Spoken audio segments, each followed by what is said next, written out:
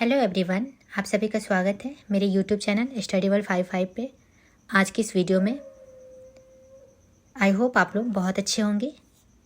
तो फ्रेंड्स, एक बहुत ही बड़ी खुशखबरी है TRE 4.0 के लेकर। तो जो भी स्टूडेंट TRE 4.0 का इंतज़ार कर रहे हैं उनके लिए एक बहुत ही बड़ा अपडेट निकल कर आया है।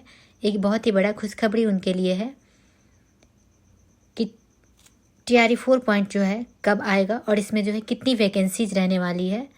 तो कल ही सक्षमता परीक्षा का जो टीचर जो सक्षमता परीक्षा का एग्ज़ाम दिए थे उनका जो है गांधी मैदान में CM के द्वारा, हमारे बिहार के मुख्यमंत्री के द्वारा सर्टिफिकेट वितरण किया गया, जिसमें काफ़ी संख्या में जो है टीचर लोग पास किए, उनको जो है सर्टिफिकेट दिया गया। गांधी मैदान से ये समारोह हुआ। उसमें जो है CM का एक बहुत बड़ा बयान आया है TRE 4.0 को लेकर कि इसमें जो है कितनी वैकेंसीज रहेगी और ये जो है इसकी वैकेंसी कब तक आ जाने की संभावना है। ये सारी बातें जो है CM जो है शिक्षा विभाग के एस सिद्धार्थ को बोल रहे थे। तो वो सारी जो है इस वीडियो के माध्यम से मैं आप लोगों के साथ शेयर करूँगी। तो वीडियो को अंत तक देखिएगा और अगर चैनल पर न्यू है तो चैनल को सब्सक्राइब कर लीजिएगा ताकि ऐसी ही और अपडेट मैं आप लोग तक पहुँचा सकूँ। तो TRE 4.0 में जो है कितना वैकेंसी रहेगी और बिहार में किस वर्ग में किस तरीके से शिक्षक बन सकते हैं, यानी वर्ग 1 to 5 प्राइमरी को लेकर, 6 to 8 upper primary, 9 to 10 PGT यानी 11 to 12। तो किस तरह से आप सरकारी शिक्षक बन सकते हैं। आपके पास कोई भी एलिजिबिलिटी हो, DLED हो या BEd हो, आप CTET पास हो या STET पास हो, आपके लिए बहुत सारे मौके हैं।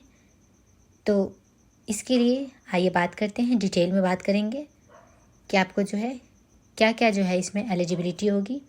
तो ये सारे जो है इस वीडियो के माध्यम से मैं शेयर करने वाली हूँ। तो बिहार शिक्षक भर्ती का चौथा संस्करण मतलब TRE 4.0 जिसको BPSC कंडक्ट करवाती है, इसके बारे में जो है CM के द्वारा आज जो है कल जो है सक्षमता परीक्षा का जो सर्टिफिकेट वितरण हुआ उसमें एक बहुत बड़ा बयान आया है कि TRE 4.0 को जो है जितना जल्द से जल्द हो सके इसका नोटिफिकेशन जारी किया जाए और इसकी प्रक्रिया शुरू की जाए। तो CM के द्वारा जो भी सक्षमता परीक्षा में पास किए हुए टीचर को सर्टिफिकेट वितरण समारोह हुआ है। टीचर लोग को जो भी सक्षमता परीक्षा पास किए हैं उन्हें गांधी मैदान में CM के द्वारा सर्टिफिकेट दिया गया है और उसी समारोह में बोला गया है कि शिक्षा विभाग के एस सिद्धार्थ को बोला गया कि TRE 4.0 का प्रक्रिया जल्द से जल्द स्टार्ट किया जाए। TRE 3.0 के प्रोसेस जैसे ही समाप्त हो जाएगी, अभी TRE 3.0 का जो है 1 to 5 और 6 to 8 का रिजल्ट ऑलरेडी आ चुका है। 9 to 10 और 11 to 12 का रिजल्ट अभी बाकी है, जो क्लियर कर दिया गया है कि आपको 7 से 10 दिन के अंदर में जो है आपको 9 to 10 और 11 12 का रिजल्ट जारी किया जाएगा।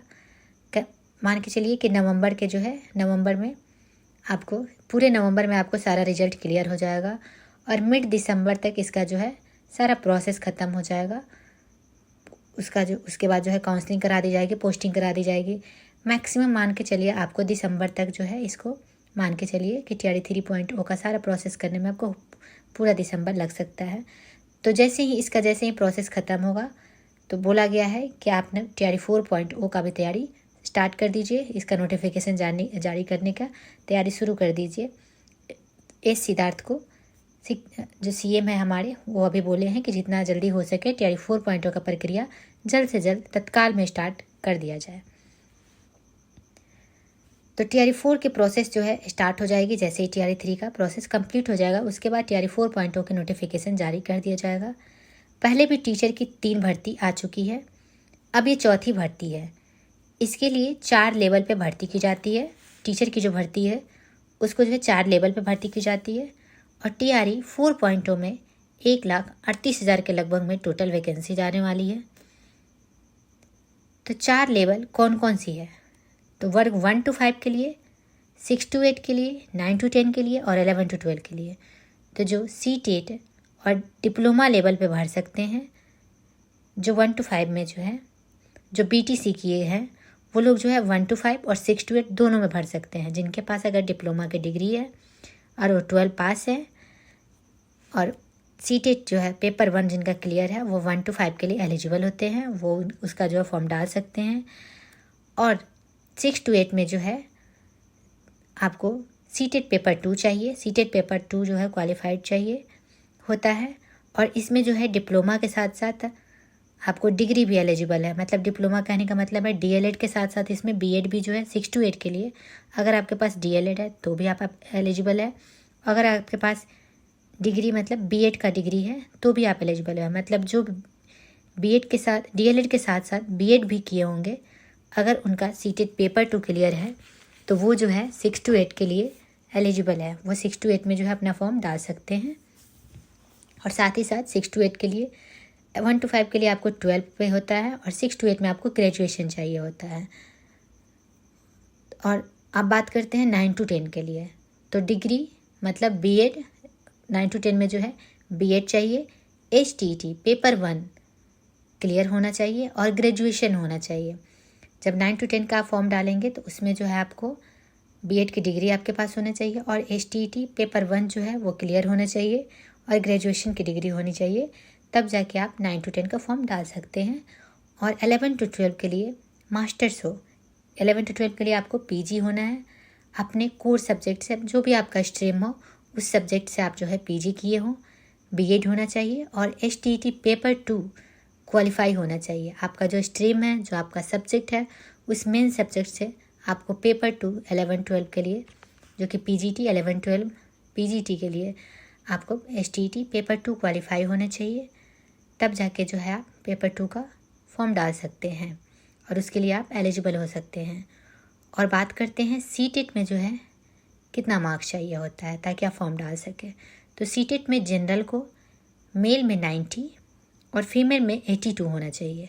जो उस स्टेट बिहार से, स्पेशली बिहार के लिए ये नियम है।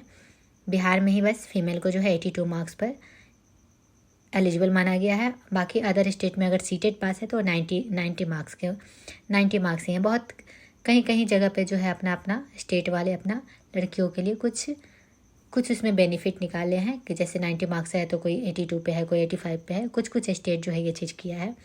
तो हमारे बिहार में जो है सीटेट्स में अगर जनरल कैटेगरी से है आप तो मेल में जो है आपको 90 मार्क्स चाहिए होगा था और फीमेल में आपको 82 होना चाहिए, तब जाके आप एलिजिबल हैं।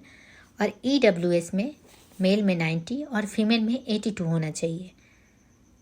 और ईबीसी में मेल फीमेल दोनों में जो है आपको ईबीसी कैटेगरी से अगर जो भी बिलोंग करते हैं, चाहे वो मेल से हो चाहे वो फीमेल से हो, दोनों के लिए आपको जो है 82 मार्क्स होना चाहिए। तब जाके आप जो है बीपीएससी टीआरई 4 में जो है आप फॉर्म डाल सकते हैं। और बीसी में जो भी स्टूडेंट बीसी कैटेगरी से बिलोंग करते हैं, चाहे वो मेल हो चाहे वो फीमेल हो, दोनों में है 82 मार्क्स होना चाहिए। और एससी एसटी या हैंडीकैप्ड में मेल और फीमेल दोनों में 75 मार्क्स होना चाहिए। और अगर आप अदर स्टेट से हैं, किसी भी कैटेगरी से हैं, अदर स्टेट से हैं, वो किसी भी कास्ट से हो, किसी भी कैटेगरी से हो आप, तो वहाँ पे जो है आपको जनरल में काउंट किया जाता है। तो अदर स्टेट वाले को जो है मेल हो या फीमेल हो, उन्हें जो है 90 मार्क्स चाहिए। तब जाकर आप जो है फॉर्म में अप्लाई कर सकते हैं, तब जाके आप जो है उसके लिए एलिजिबल हो सकते हैं। और एचटीटी में आपको एचटीटी में मार्क्स का ज़्यादा सोचने की ज़रूरत नहीं है। एचटीटी में आपको सर्टिफिकेट जो मिलेगा या फिर जो वेब कॉपी आप डाउनलोड किए होंगे, उसमें जो है नीचे में लिखा रहता है क्वालिफाई और नॉन क्वालिफाई, बस वही चेक होता है। जो भी स्टूडेंट जो क्वालिफाई कर गए होंगे वहाँ उनके वेब कॉपी में जब वो डाउनलोड किए होंगे वहाँ पे डायरेक्ट लिखा होगा क्वालिफाइड, और जो नहीं किए होंगे उनका लिखा होगा क्वालिफाइड नॉन क्वालिफाइड।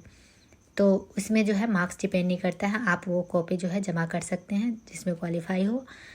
तो बस एचटीटी के लिए यही काफ़ी है। और अब बात करते हैं एग्ज़ाम का पैटर्न कैसा होता है।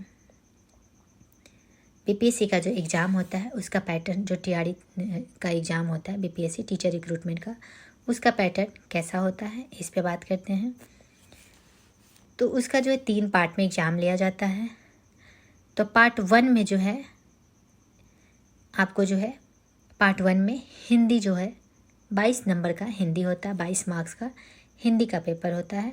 और इंग्लिश जो है 8 क्वेश्चन रहते हैं, 8 नंबर के होते हैं, मतलब टोटल मिला के 30 नंबर के होते हैं। हिंदी ये पासिंग मार्क्स होता है, 22 नंबर के इसमें इंग्लिश होंगे, और 8 नंबर का जो है इंग्लिश होगा, 22 नंबर का हिंदी होगा, 8 नंबर का इंग्लिश होगा। तो इसमें आपको जो है क्वालिफाई करने के लिए आपको मात्र 9 नंबर, मतलब 9 नंबर जो है क्वालिफाई करने के लिए, पासिंग मार्क्स के लिए 9 नंबर आपको लाना ज़रूरी है। क्वालिफाई करने के लिए 9 नंबर लाया जाता है। तो जो भी यहाँ पे रिजल्ट भी जब आता है तो वहाँ पे पार्ट 1, पार्ट 2, 3 करके दिया हुआ रहता है। तो बहुत सारे बच्चे इसमें कंफ्यूज हो जाते हैं कि पार्ट 1, पार्ट 2 और पार्ट 3 क्या है रिजल्ट में। तो आपको पार्ट 1 में यही है कि 30 मार्क्स का जो है आपको 22 मार्क्स का हिंदी होगा, 8 मार्क्स का इंग्लिश होता है, उसमें आपको 30 मार्क्स का टोटल होता है। उसमें आपको 9 नंबर चाहिए होता है क्वालिफाई करने के लिए। अगर आप उसमें क्वालिफाई 9 नंबर से कम आता है तो आप डिस्क्वालीफाइड हो जाएंगे, आगे की प्रक्रिया आपका स्टार्ट ही नहीं होगा, आगे कॉपी ही नहीं चेक होगा। तो इसमें जो है आपको 9 नंबर चाहिए ही चाहिए पासिंग मार्क्स के लिए। 30 में बस पास, और उसका जो है क्वेश्चन ज़्यादा भारी नहीं होता है इंग्लिश और हिंदी का, तो आप लोग इजली जो है 9 मार्क्स ला सकते हैं। और पार्ट 2 और पार्ट 3 की बात करते हैं, जिससे आपको जो है नौकरी मिलेगी। पार्ट 2 और पार्ट 3 जो है इसमें मेन है, जिससे आपको जो है नौकरी मिलेगी, जिसका जो है कट ऑफ रेडी होता है। तो पार्ट 2 में मैथ्स, रीजनिंग, जीके, जीएस, ये सारे जो है पार्ट 2 में होते हैं, 40 मार्क्स के होते हैं। मतलब ये सारे जनरल पेपर होते हैं। ये 40 मार्क्स का जो होता है वो जनरल पेपर होता है। वो सब जगह होता है, 1 to 5, 6 to 8 में भी होता है, 9 to 10 में भी होता है, 11 to 12 में होता है। ये सारे जनरल पेपर है, ये सारे सब बच्चों के लिए जो है एक समान रहता है, 40 मार्क्स का होता है। और ये जो है कटअप में भी ये जो है नौकरी के लिए मेन होता है।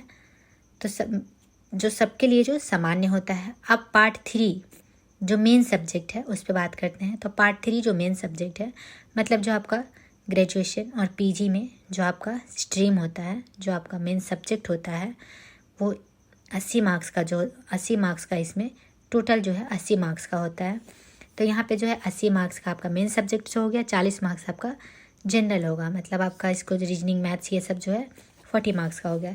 टोटल 120 मार्क्स में जो है आपका कट ऑफ तैयार होता है। 120 मार्क्स जो है डिसाइड करता है आपका नौकरी। तो 80 नंबर आपका मेन सब्जेक्ट से होता है, 40 मार्क्स आपका GS paper, GK GS paper से होता है। तो 80 आपका जो है मेन सब्जेक्ट जो होता है, तो जिसमें आपको अच्छे से तैयारी करना पड़ेगा कि मेन सब्जेक्ट जो आपका स्ट्रीम है उस पर ज़्यादा फोकस करना पड़ेगा, क्योंकि इसमें मार्क्स ज़्यादा है। अगर आपका सब्जेक्ट अच्छे से कैरी हो जाता है, अगर आप सब्जेक्ट को अच्छे से पढ़ लेते हो, तो आप जो है इसमें अच्छा स्कोर कर सकते हो। सब्जेक्ट का वो डिपेंड करता है कि आपका सब्जेक्ट, आप किस तरह से अपने सब्जेक्ट का तैयारी किए हैं, किस तरह से अपने सब्जेक्ट को पढ़े हैं। अगर अच्छे से पढ़े हैं तो आप जो है 80 नंबर वाले में जो है अच्छा कैरी कर लेते हो, अच्छा जो है इसमें मार्क्स ला सकते हो आप। तो TRE 4 की तैयारी स्टार्ट कर दीजिए, क्योंकि अब CM की तरफ से भी जल्दी प्रक्रिया शुरू करने का बयान दे दिया गया है। तो आपका TRE 4.0 में है, ज़्यादा डिले नहीं होने वाला है। ये आपको TRE 4.0 जैसे ही TRE 3 का प्रोसेस सारा कंप्लीट हो जाएगा, उसके तुरंत बाद ही आपको TRE 4.0 का नोटिफिकेशन जारी कर दिया जाएगा। मान के चलिए कि आपको जो है दिसंबर तक TRE 4.0 का जो है दिसंबर तक, लास्ट दिसंबर या स्टार्टिंग जनवरी में आपका इसका नोटिफिकेशन जारी कर दिया जाएगा। ज़्यादा से ज़्यादा डिले होगा तो आपको जनवरी के फर्स्ट वीक तक होगा। हालांकि लास्ट दिसंबर से जनवरी के फर्स्ट वीक तक किसी भी डेट को जारी हो सकता है, उससे ज़्यादा आप डिले नहीं होगा, क्योंकि जैसे ही इसका जो है प्रोसेस कंप्लीट होगा, ऑलरेडी पहले से ही सब क्लियर है कि इतना आपको लगभग जो है 1,38,000 का वैकेंसी देना है। और थोड़ा बहुत जो है TRE 3 में जो बैकलॉग सीटें बचेगी, जो सीट वैकेंट रह जाएगी, वो सीट भी इसमें हो सकता है कि ऐड हो जाए। अभी इसका कुछ कंफर्मेशन नहीं है, क्योंकि अगर एक पार्ट मिलेगा तो इसमें जो है लगभग 1.5 लाख के करीब में रहेगा, 1,38,000 जो बोला जा रहा है। अगर 2 पार्ट मिलेगा तो थोड़ा कम हो सकता है इसमें वैकेंसीज, लेकिन अभी तो 1,38,000 बोला जा रहा है कि वैकेंसी जाएगी। अब देखिए कितना वैकेंसी जाती है। लेकिन आपका जो है नोटिफिकेशन आपको लास्ट दिसंबर के या स्टार्टिंग जनवरी में आपको एनी हाउ जारी कर दिया जाएगा। और इसका एग्ज़ाम भी जो है जल्दी ले लिया जाएगा। हो सकता है कि आपको इसका एग्ज़ाम जो है मैक्सिमम फरवरी तक जो है इसका एग्ज़ाम कंडक्ट करा दिया जाए, और काउंसलिंग वगैरह भी करा दिया जाए, पोस्टिंग वगैरह भी करा दिया जाएगा।